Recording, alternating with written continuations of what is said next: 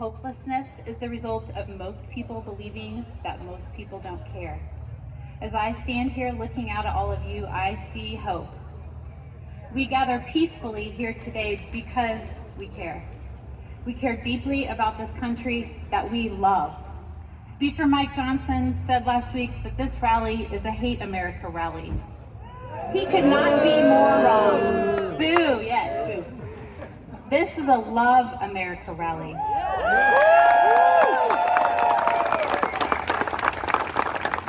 We love our country even with its imperfections. We can acknowledge our flaws and celebrate our strengths and potential at the same time. We came here today to love our neighbors and to demand justice, freedom, and safety for all. We will not give in to authoritarianism. We refuse their efforts to make us feel powerless. A line in the Hozier song Nina Cried Power sings, "Power has been cried by those stronger than me straight into the face that tells you to rattle your chains if you love being free." Well, we love being free, and we are here today to rattle our chains. Governor Newsom of California referred to this No Kings rally as a declaration of independence against tyranny and lawlessness. Y'all gonna hear about it today. Oh boy. For our friends who aren't up to date, it's called No Kings because we are tired of Donald Trump.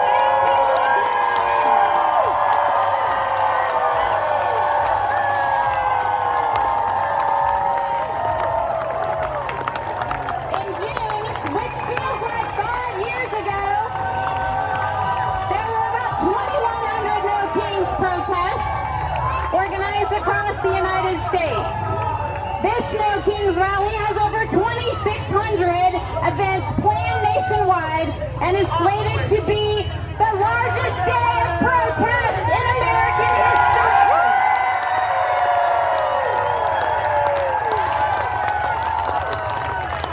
We are joined in solidarity by 20 other countries that feel our pain from afar. The United States of America, a nation that was once hailed by some as the greatest nation on earth.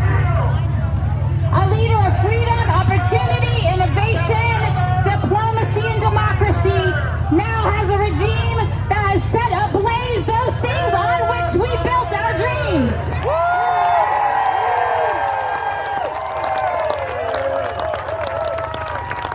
President Trump continually and illegally circumvents Congress, not how our democracy is supposed to work, and it seems they are intentionally tanking our economy.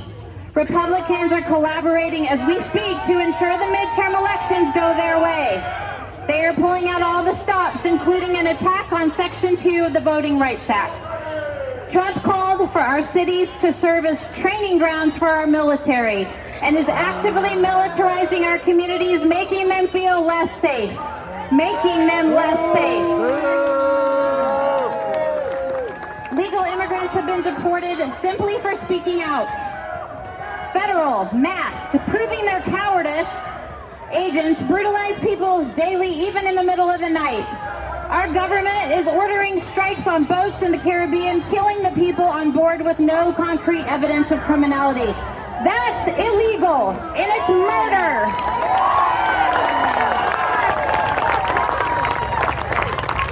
The Trump regime fires federal workers that refuse to be loyalists, and now they demand loyalty from a free press, canceling access when journalists do not acquiesce.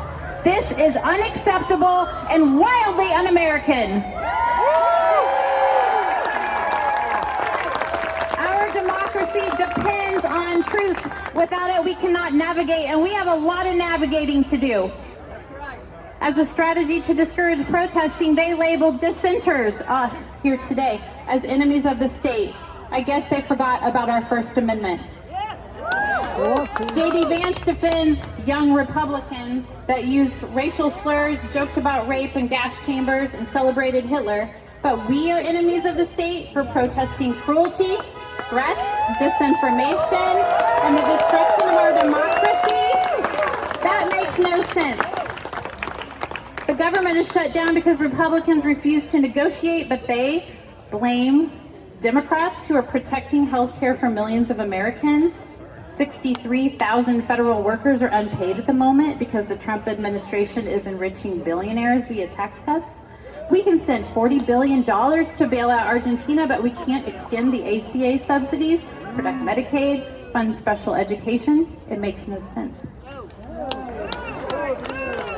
It's exhausting to drink from the fire hose of news every single day, to try to keep it all straight and fact check to be sure we have the truth. The way to make sense of it is to know that the cruelty is the point. The deception is the point. The bombardment is the point. They want to wear us down. They want us to give up, but we cannot. Ain't gonna happen. We did not choose this moment in our history, but it has chosen us. We the people, we still hold the power of our governance. We have to act like it. It may not seem like it's making a difference, but keep contacting your Congress people and insist they fight for our democracy, our rights, our protections. Be sure you are registered to vote. Denny Hoskins, our Secretary of State, led a voter roll purge recently, and among other things he's working on. So make sure you are still registered and encourage others to do the same. If you haven't yet, sign the referendum petition in hopes to stop the gerrymandering our Missouri legislators are attempting.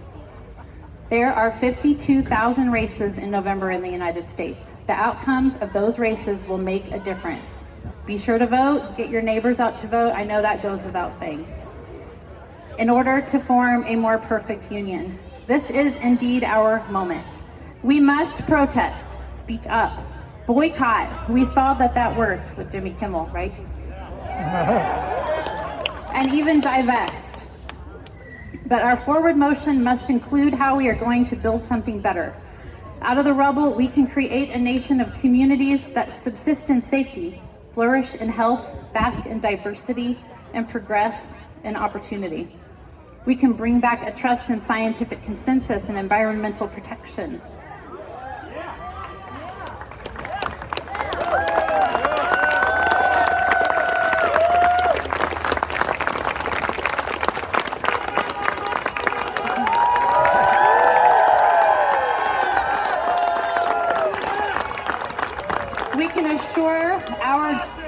We can assure our daughters that they will build on the progress their mothers and grandmothers created rather than fear for their own freedom. We can work toward a society where everyone finally feels equally safe and valued, where every person is free to be fully themselves and love who they love. Establish justice. Thank our lower courts each time they hold a line during this tumultuous time. It is a bright spot, and we have to keep our eye on the bright spots. Ensure domestic tranquility.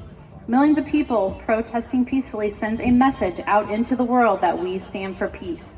No matter how many times they call us terrorists, which they're doing because they're frightened of these numbers. Millions of people are out today. That's frightening to them. There's more of us than there are of them.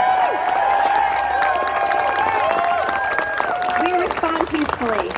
Learn about ways we can keep each other safe. Know your rights and know your neighbor's rights. Provide for the common defense. Remember, our military personnel swore an oath to the Constitution of the United States of America. It is a comfort to remember that. I know it's hard. Promote the general welfare. This government is failing to foster our well-being, so we simply must do it as best we can for one another in our own communities. Let's get creative and secure the blessings of liberty to ourselves and our posterity.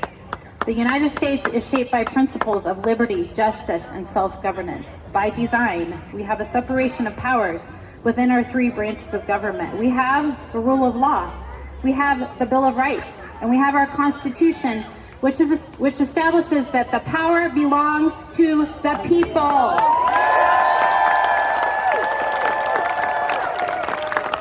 This is all under threat right now, and we have to keep saying that out loud. We are the people. We have the right to be here today, demonstrating that we hold the power in our government. We know what makes America great. It's our decency, our love for the space where we and our beautiful multicultural existence make our own opportunities. Our greatness lies in our perseverance toward a life of unity, harmony, and peace.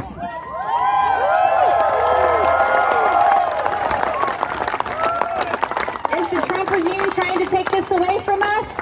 Yeah, it's clear that they are, but we say no. We dissent.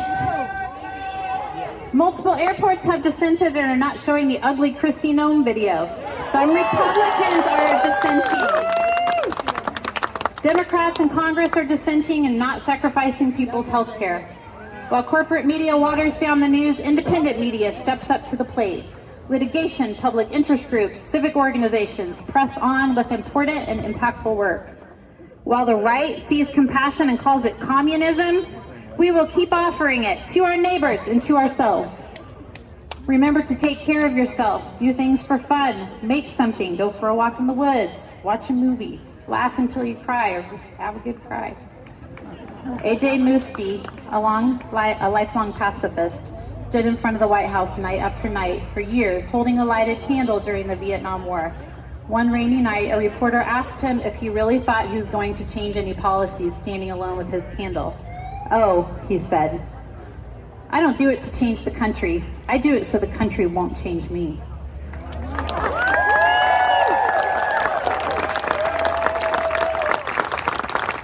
Hold on to yourself, hold on to each other, and let's continue to show up, speak up, and stand up.